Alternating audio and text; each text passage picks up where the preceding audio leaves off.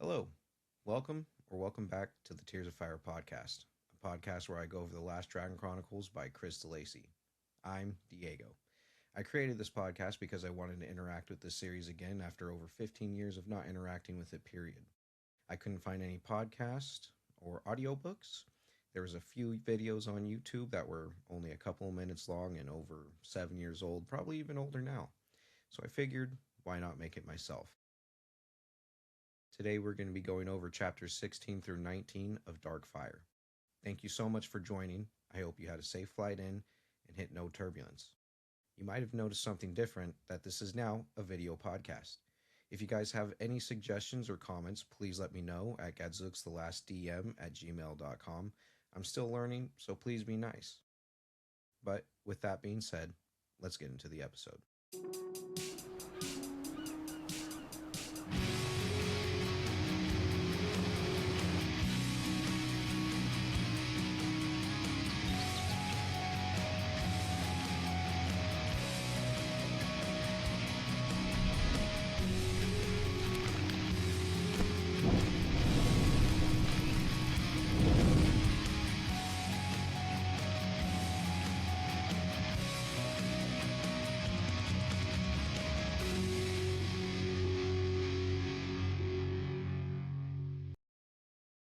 We're going to be starting off this week with chapter 16, Kitchen Talk.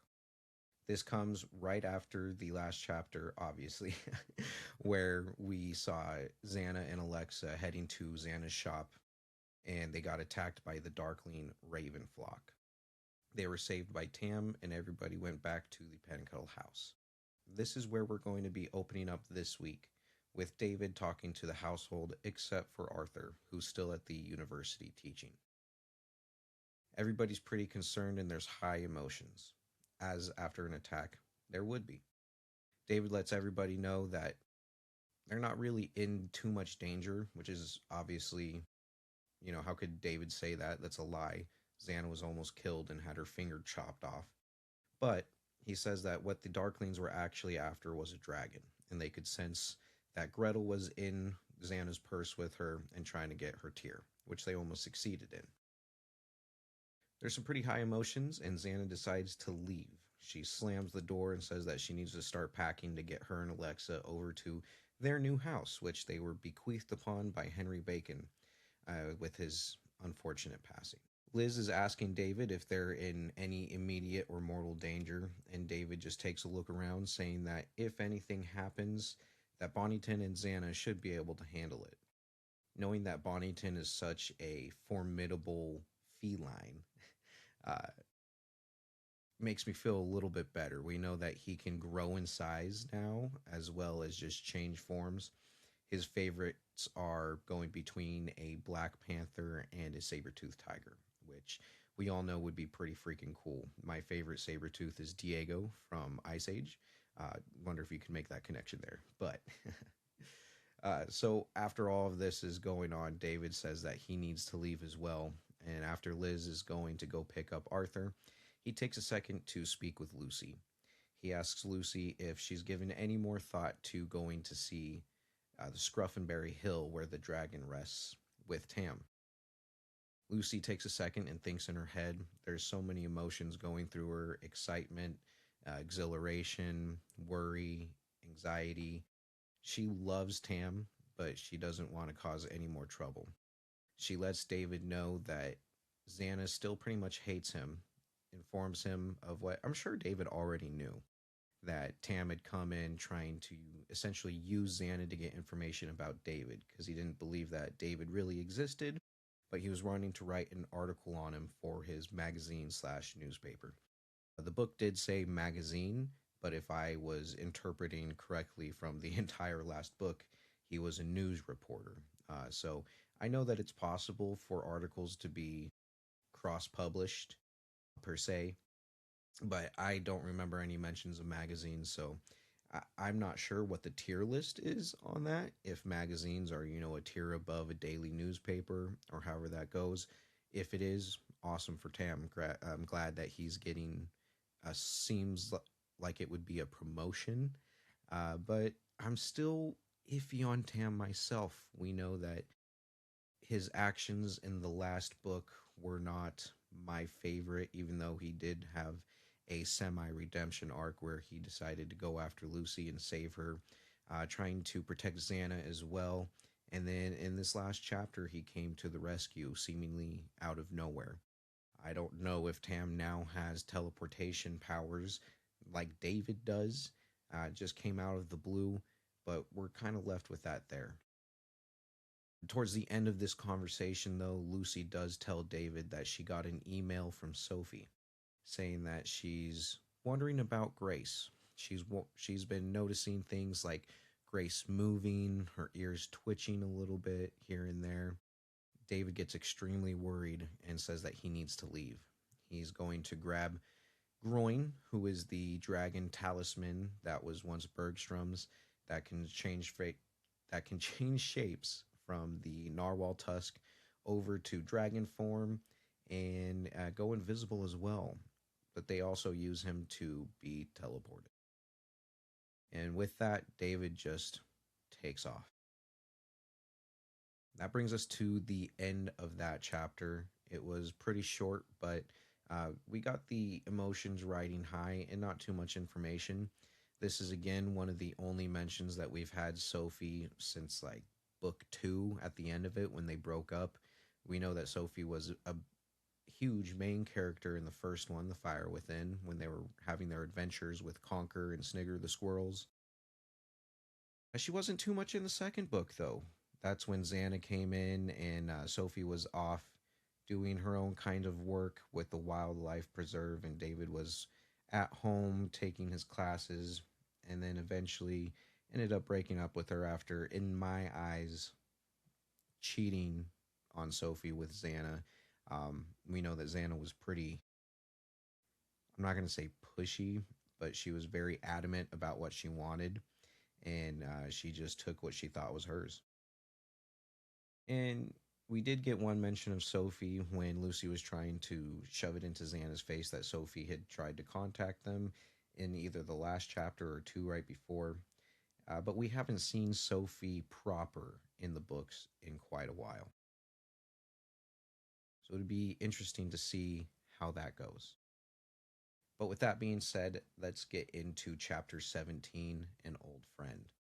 And we open up with Lucy writing into her journal. She's saying that it's not fair that he, and we didn't get a name for him, we didn't get a name of who he was, sorry guys, we didn't get a name of who she was talking about until the end of the entry. But she's talking about how she's green of eyed, but can change it to violet when she's angry or activating her powers, and that these guys don't really notice her. When she's just with green eyed, she's absolutely gorgeous, her words, and violet eyed, she's dangerous. At the end of this journal entry, though, we get that she's talking about Tam, and obviously she's just frustrated about him not acknowledging her when he was just there. She asks, would it have been so hard to say hello? How are you doing? Are you okay? It would have been just a simple separation of the lips. But instead, he just looked at her and walked out when he had just visited. The journal gets interrupted, though, when a phone call comes in. And at this moment, Lucy is completely alone in the house. David had taken off to go to Africa. Liz had gone to pick up Arthur. And Xana and Alexa, obviously, were we're moving into Henry Bacon's house. Well, I guess moving into their house now, right next door. Knowing that nobody else is in the house, Lucy presses pause on her iPad and walks over to the room where the landline is still connected. And I thought this was funny because, I mean, obviously books are supposed to be timeless, but this pretty much dates it. And even the book mentions it that Lucy wonders why they have a landline in this time of cell phones, but it's still pretty common. I mean, I guess I wouldn't say common, but I know quite a few people, maybe on the elder side, that still have landlines, and it's just easier, which I kind of agree with. Like, I don't want to get too much into it, but there's a few elder people in my life who have a smartphone and access to the internet, And unfortunately, that has been more detrimental than helpful. Obviously, you can still stay connected through Facebook and Instagram and FaceTime, which is great for talking with your grandchildren or your children, period. But that also opens you up to quite a lot. And there are people that are willing to take advantage of any and everyone. So I guess my message would be to be careful of who you're talking to, be aware, maybe check on the elders and what pages they're going on. Almost almost like a child, but it's harder to deal with because they're an adult. With that being said, Lucy answers the phone, and it's her old friend Melanie Cartwright. They're going back and forth at first, and Lucy doesn't quite remember her. Melanie is reminding her, like, we used to talk about dragons. We thought it would be so cool. It's been so long, and not a her. Which was interesting. I was wondering how much Lucy had talked to this little girl about the dragons, because obviously Lucy has been around Liz and these special dragons her whole life. And when you're a child, you're going to share things unintentionally, maybe even intentionally, wanting to have somebody be within your circle to understand what you're going through and to be in that camaraderie. So I was wondering during this quick moment, we get some answers later on in the chapter, but how much Melanie knew about the dragons. Melanie goes on and is asking Lucy if she's been seeing what's going on TV and that there's dragons showing up, the mist in the Arctic. She said that there's been no sight of a polar bear in 2 months, and that there's theories that the dragons that are being covered in the mist are using them as food. This kind of concerns Lucy, but she doesn't believe it because she knows the whole history of Thorin and Gwaine and knows about the connection between the two. She doesn't divulge that information to Melanie though, and decides that she just doesn't have that kind of time, or doesn't know if Melanie can quite handle the truth. There's also a quick mention of Harry Potter in here. Melanie's After Lucy is saying that she hasn't really been watching TV too much or even online. Melanie says, "Are you alive today? This is the biggest thing since Harry." And Lucy is asking, "Who? Harry who?" And Melanie says, "Harry Potter," which is interesting. This is now the second or third reference to Harry Potter within this whole series. Obviously, this series was written in the thick of the Harry Potter movies being written, because obviously the books themselves were written in, I want to say, the mid to late 90s, and then the movie started being made in the early 2000s. I know the movies hadn't, I know the books hadn't been completed yet by the time that the movies started as well. So there was a little bit of uh, cross between, the two being created. I just thought it was funny. Obviously, I've done a couple of crossover episodes. I'm gonna call them with Mike Schubert from over at TNO as well as Potterless, and we're both very adamant that J.K. Rowling is a terrible person. So these are huge pieces of media that a lot of people grew up with over the time. I understand if they have a dear place in your heart. The thing that I would say is just watch the movies if you need to. If you're gonna buy a book, maybe source it from a different place and try not to uh, let J.K. Rowling profit more than she has to. And don't watch the new show. I think we're mostly in agreement that it's going to be pretty terrible. In my opinion, Harry Potter is one of the best book to movies adaptations. Obviously, no adaptation is going to be perfect. They missed out on a lot of characters, a couple events here and there. But overall, I think after Lord of the Rings, it's probably the best. So just watch the movies. Anyway, with that being said, Melanie lets Lucy know that a dragon had popped up on the news in Canada, which is, we know, pretty close to where Lucy, Liz, and Arthur had just been to go see Professor Steiner, who is trying to translate the pictures that he got from Henry Bacon that contained the dragon tongue. She said that there was a healing retreat that was going on, kind of meditation and prayer type of deal. And this dragon showed up. It didn't say which dragon. Obviously, we can infer about who right after the events that took place.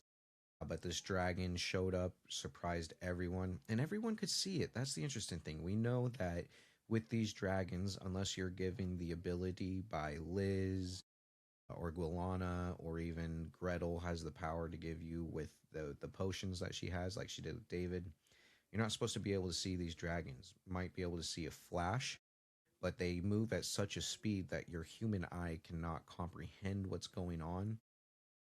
And so the fact that these people were all able to means that the dragon that was there and interacting intended for them to see this.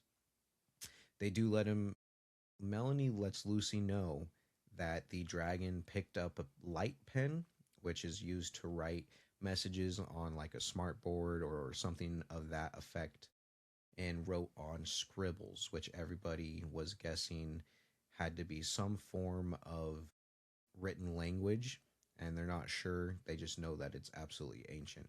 So obviously, we know that this is more dragon tongue, and it makes me wonder if the Professor Steiner is going to be able to get a hold of this and exactly what the dragon wrote down. Forgive me, I am a physical note taker. I have a spiral notebook just right over here, so if you see me glancing, I'm just trying to grab a quick look. You might see me flip through. Again, I'm new to this video form, so if you guys, I was planning on editing out me flipping pages, but if you guys don't want that, just let me know. Be more than happy to keep it in just so it's a flow and a smooth video. But with that being said, uh, let me flip my page and see what's going on. While this conversation is going on between Melanie and Lucy, Lucy remembers that Liz used to give out special dragons on occasion during the markets that she was selling right before David. And the practice of giving out special dragons to live out in the world had stopped with David, which is interesting because, I mean, special circumstances is Sophie.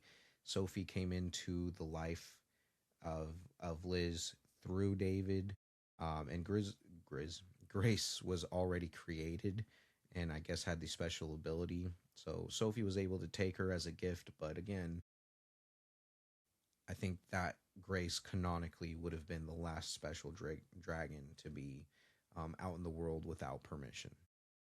I guess it would be with permission, but without the expressed intention. You know what I'm saying?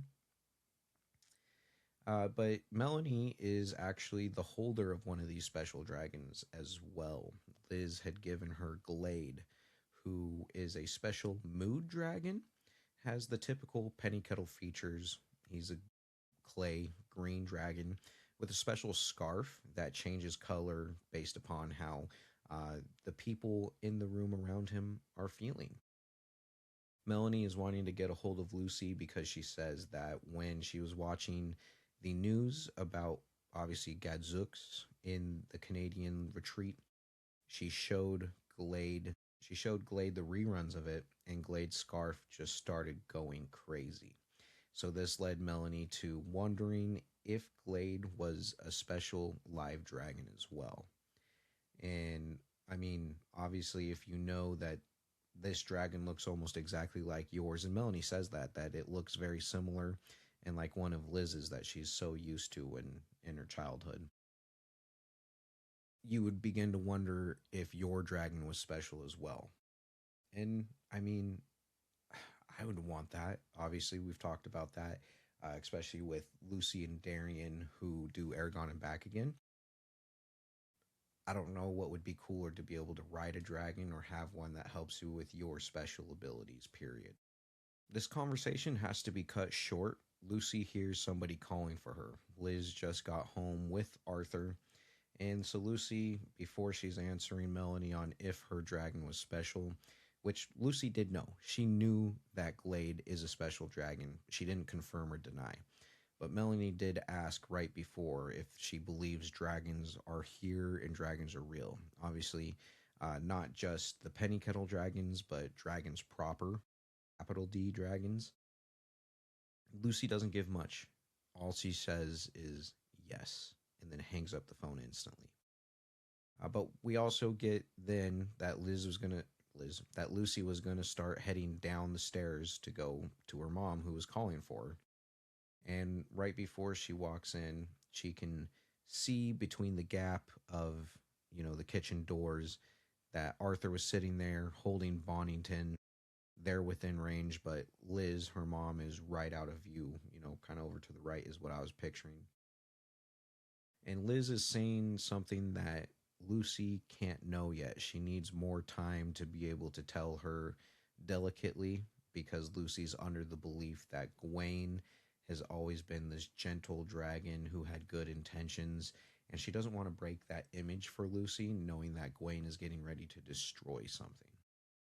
This makes Lucy a little hesitant, but she feels good that she's got the one up on her mom, essentially, since she didn't hear the full conversation. Lucy was pretty smart. She popped in her earbuds from her iPod, started playing music so that she could play dumb when she was walking down. And Liz is asking why Lucy was home alone. She couldn't find Xana or Alexa, asks about David, and Lucy just kind of loses her temper a little bit. She throws a little bit of a temper tantrum and starts stomping her feet when she's talking, saying that she's not in charge of everyone and David left to go see Sophie. But that brings us to the end of that chapter. And, um, you know, if I had a best friend back in the day who was just super into the world of something specific. Obviously, with Lucy, we're talking about dragons, but anything of that range. And then, a couple years down the road, we get more actions of something being real. I think I would just assume. I wouldn't need any confirmation. I would just start talking to my dragon as if they were. I think everybody sometimes can look over at their pets if you have any and just that one time say, "Can you talk?" I won't tell anybody if you don't tell anybody, just between me and you. I know I've done that. We've got two dogs pretty recently. They're both rescues and they're both puppies, but we got them about 2 months apart. And when we had just the one, I would do that all the time as we were trying to get him to be comfortable in the house and be comfortable with us. Lay there on the floor with him and just stroke him and talk to him and say, I'm here, man. Talk to me." Never got anything, but one can hope. All right, with that, let's get into chapter 18, Africa. This one's a pretty short chapter, but it's also one of the most impactful. David shows up, and the village that Sophie was at is already in immense chaos. It's on fire. There's villagers running around trying to save all the animals that are in their habitat. There's a couple of guys. We only got a few names. Peter. I'm not sure how to pronounce it. It is spelled Pieter. So Pieter. Who knows? Muto, and then we get Sophie a little bit later in the chapter. But again, there's a bunch of chaos going on. Fire on every hut around. Peter is going around trying to open up all of these mesh enclosures.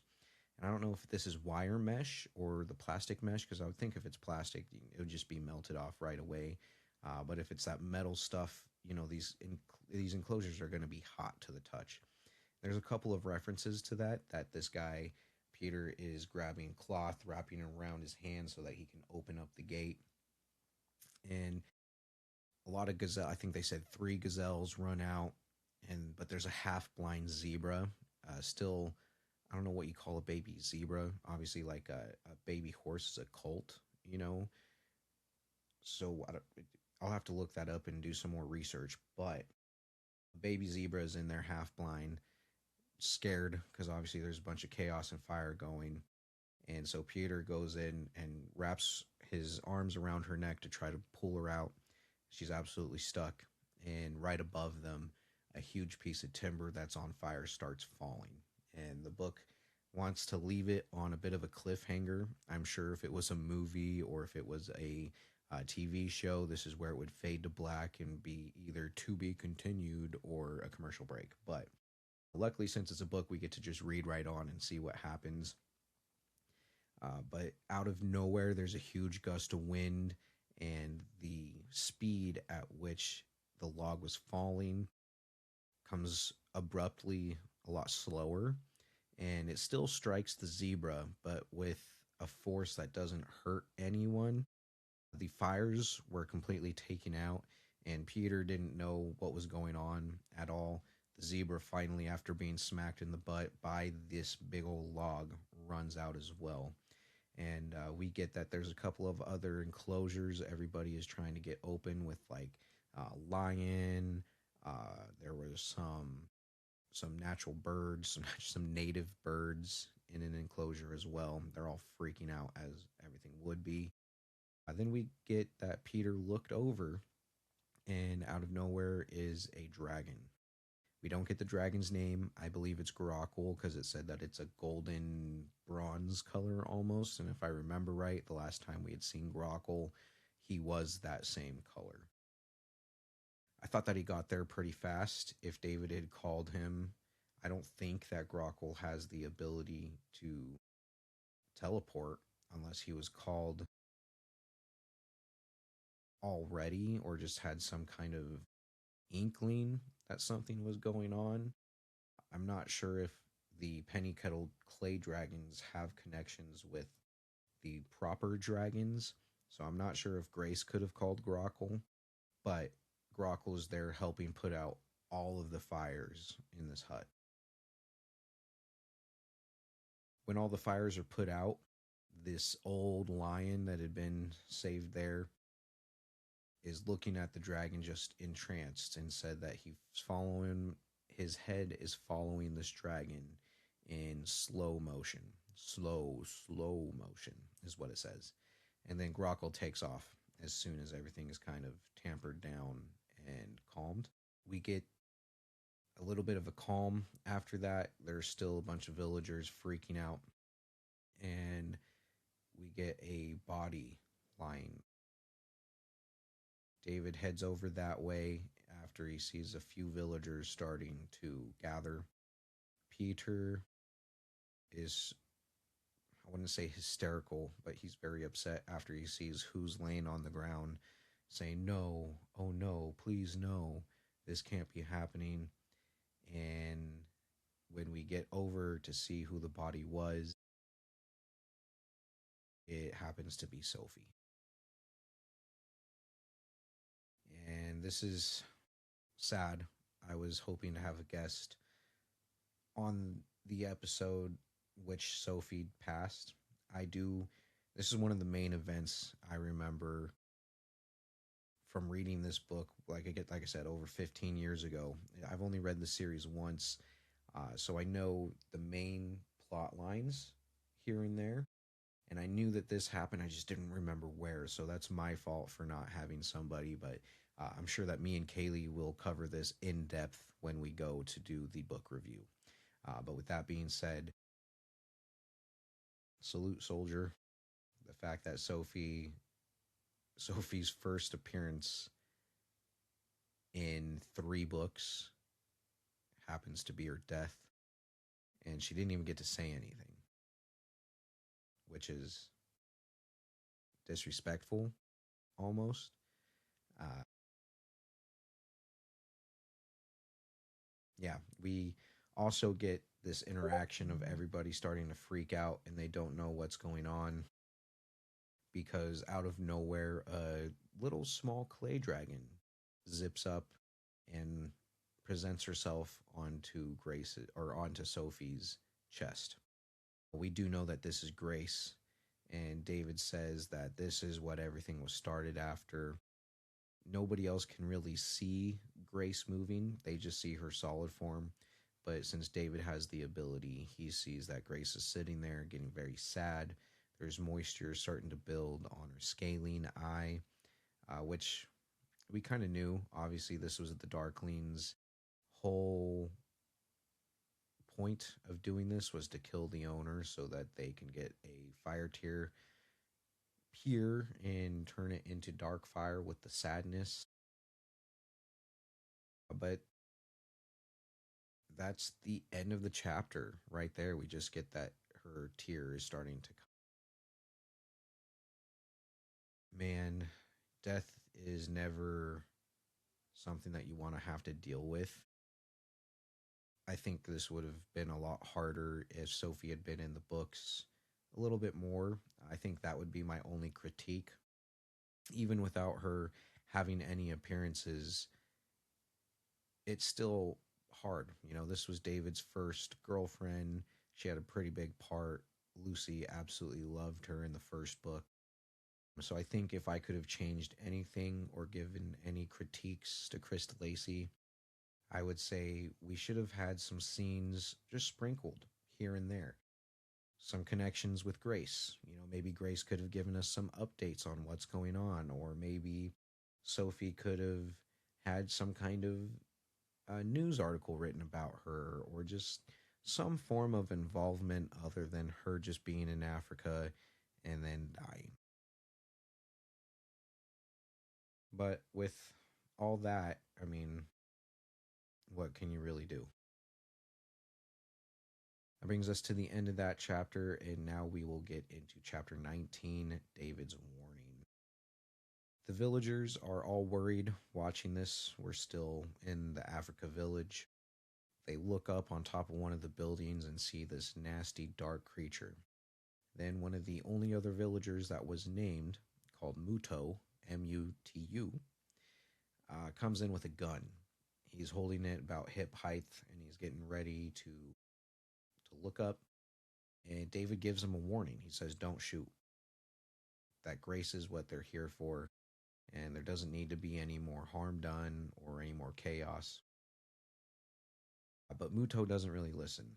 Obviously, when something's destroyed everything that you've worked for and killed one of your closest compadres, comrades, friends, coworkers, whatever you want to call them, you're going to hold a little grief and want for revenge in that. It's just completely understandable. But he doesn't listen and he takes a shot. The bullet goes true and hits its target, but the Darkling doesn't really react. It does fling back just by the pure force of the bullet. There's a small hole created by the bullet that is trickling out some gross ooze, is how it describes it, just darkling blood. Um, but since these things aren't technically like alive, I don't know if we can call it blood. With that being said, though, the bird is just sitting there and watching everything. David is giving everybody warnings, but Peter is just absolutely destroyed and saying that this thing took his fiance and it can have him too if it likes, but not without a fight. And he pulls out a knife ready to try to slay this thing. I thought the fact that we got a mention of Peter being Sophie's fiance was out of the blue too. Like obviously Sophie's going to move, everybody's going to move on in 5 years. But the fact that we don't see Sophie at all, period, and then just to find out that she had this whole other life without seeing her kind of sucks, you know? Like I'm happy for her. I'm glad she moved on and was getting what seemed to be a bright future. It just would have been nice to be able to see it. After that happened, though, the Darkling takes the knife as a threat and it flies down trying to swoop over at Grace because David is sitting there as well, seeing what's going on, but he takes out the piece of obsidian with dark fire already in it. And the Darkling has to choose between an unbridled fire tier or dark fire already created. And so he flies at David, and it said the speed at which David reacted and grabbed the bird by its throat was almost incomprehensible to the villagers. They're all standing around watching this, and he is talking to the bird and threatening it. but saying that he doesn't want to be the cause of more chaos for the Ix. And so he tells the Raven to go back to their leader and to leave everybody alone. He won't get anything from the penny kettles or any of the dragons, period. And if he does, he'll kill them all. At this moment, though, as David has the bird in his clutches, Peter jumps up and tries to stab it with a knife. When that happens, it is almost too fast. It's even too fast for David, and it's still in David's hands. But this darkling slash raven went through and used its claws and just slashed up Peter's chest, and it kills him. He falls to the ground, and he had just enough fight in him to lift up his arm and put it over Sophie, but he didn't even get the opportunity to say goodbye. After this, the cops start showing up to Africa, and the cops start showing up to the village in Africa. Sorry, got semi emotional. um, but Muto comes up to David and asks him what they should tell the cops. David says to just tell them what they'll believe, because they won't be able to comprehend anything at this time, and they'll believe what they want to. I didn't really get what he meant from that, but whatever. Muto does say that nobody in the village really wants to speak on the events that happened, and they're all pretty freaked out. He does ask David what he intends to do with the dragon, and he calls him by name, says David Rain. David takes a second and asks him, "How did you know my name?" But Muto just says that he's been working with Sophie this whole time for the past 5 years. She was a great girl. She always spoke very fondly of this dragon, and the dragon reminded her of a perfect, cute family, a garden, and her first boyfriend. And so he obviously knew that this man was David. Apologize, I need to flip my notes.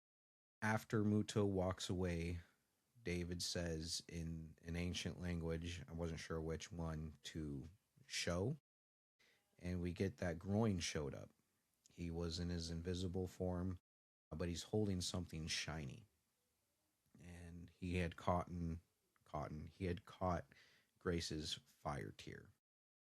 David is looking at the obsidian knife, and he's telling the dragon that it's time to go home and see what they can do about it. He also gets Muto's attention and says, "I never told you what I was going to do. I'm going to bring him." And that's the end of this section. I think if we can save Grace somehow, that would be a nice tribute to Sophie, almost, is what I would say. Maybe not tribute, but a nice little remembrance, just a way to keep her alive in the story, is to have her dragon. But tough section to go through.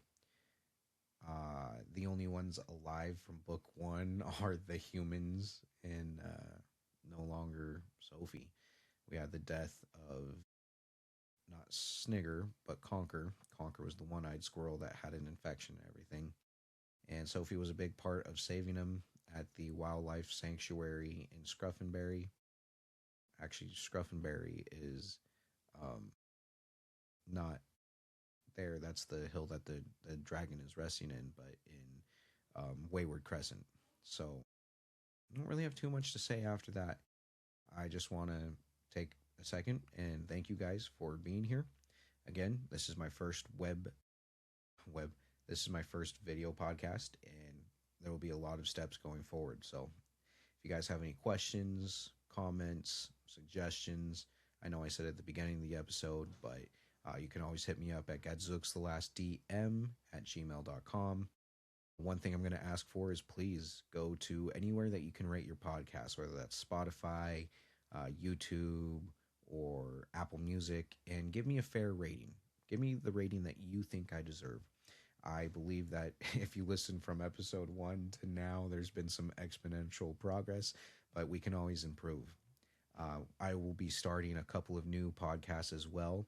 Me and my first guest ever, Kaylee, who comes back for book reviews, are going to be starting a couple different ones. Look forward to that.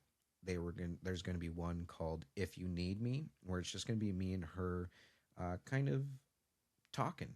We've known each other for well over a decade, whether it's been school, working together back in the day, and now just being friends and hanging out. And then we're going to go over her favorite book series as well. We're going to be starting a new one called I Volunteer's Tribute, where we go over the Hunger Games. So look out for those. Those will probably be started within the month. But again, I appreciate it. Thanks for joining me. I hope you have a safe flight out and hit no turbulence.